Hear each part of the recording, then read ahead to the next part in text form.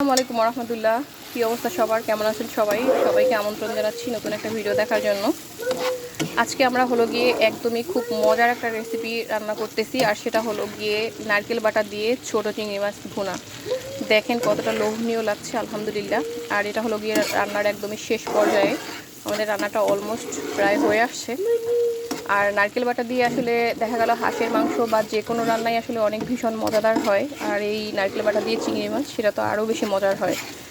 তো দেখে আসার পরে আলহামদুলিল্লাহ সব খাবারই খুবই ভালো লাগছে।